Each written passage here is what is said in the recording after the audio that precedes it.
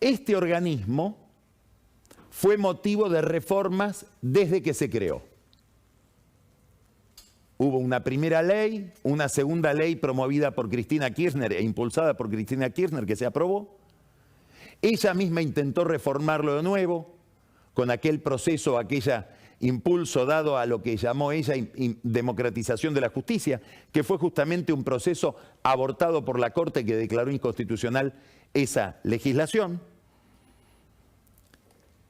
No es casual que haya todo el tiempo una fractura alrededor del Consejo de la Magistratura, porque de lo que se trata es de la disputa de poder que hay para controlar a los jueces.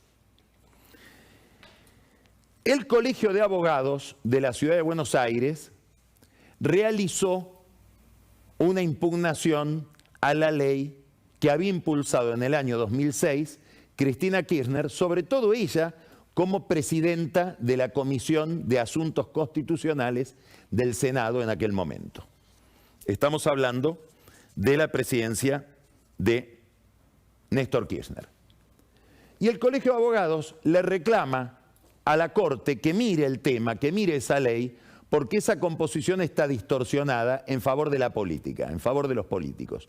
Y no respeta el equilibrio que en términos abstractos, porque como dice Rosati, no se pusieron de acuerdo en la organización concreta del Consejo, el equilibrio que plantea la Corte cuando regula el Consejo de la Magistratura, cuando lo inventa, cuando lo crea.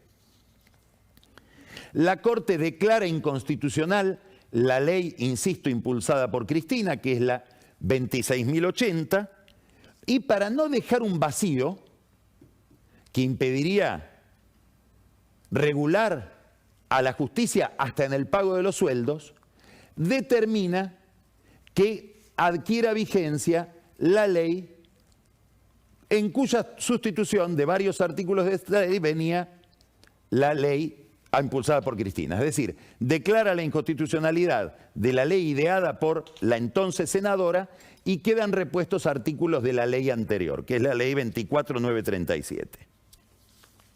Esa ley 24.937 tiene un concepto principal, y es que el Consejo de la Magistratura debe orbitar en el Poder Judicial. Hay toda una discusión constitucional alrededor de esto. Hubo constituyentes que sostienen claramente que es un órgano en realidad del Poder Judicial, una especie de parlamento del Congreso del Poder Judicial. ¿Y esto en qué se refleja? En que esa ley, que la de Cristina viene a modificar, esa ley establece que el presidente del Consejo de la Magistratura va a ser al mismo tiempo el presidente de la Corte. Esto, por supuesto, le da un enorme poder al presidente de la Corte y a la Corte. La Corte ya tiene un poder importante porque regula la constitucionalidad de los fallos inferiores. Es decir, cualquier juez que emite un fallo en alguna medida está pensando en cómo va a leer ese fallo la Corte, que interpreta qué es constitucional o qué no es constitucional, como en el caso de esta misma ley del Consejo de la Magistratura. Además, la Corte tiene facultades de superintendencia, que quiere decir de administración, que un poco compiten con la del Consejo de la Magistratura y compite también la administración de los recursos. Ahora, no es que se le da todo el poder al presidente de la Corte, pero el presidente de la Corte puede coordinar dos poderes preexistentes muy importantes frente a la justicia. Esto, por supuesto, reduce el poder de la política, que es un poder que se ha expandido en el Consejo de la Magistratura. Esto hay que verlo bien, porque muy probablemente no estaba en la cabeza de quien fue el principal promotor de esta institución, que fue Raúl Alfonsín. El Consejo de la Magistratura supone que va a haber políticos, uno delegado por el Poder Ejecutivo, representantes del Congreso, abogados, académicos, jueces.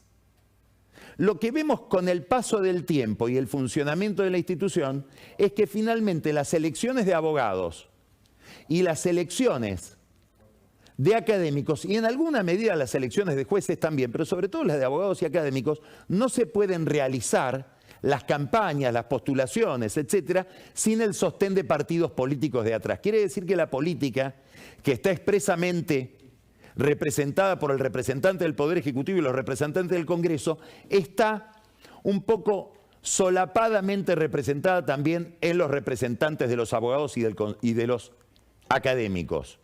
Y esto implica entonces un enorme poder de los partidos y dentro de los partidos de los especialistas en esos temas, los que más se interesan, que no siempre son gente transparente, tienen una participación especial, una gravitación especial ¿en qué? En la designación de jueces, en la sanción de jueces, en la organización del Poder Judicial en general. Ahora, esta reposición de la ley anterior le devuelve poder a la justicia por sobre este poder de la política.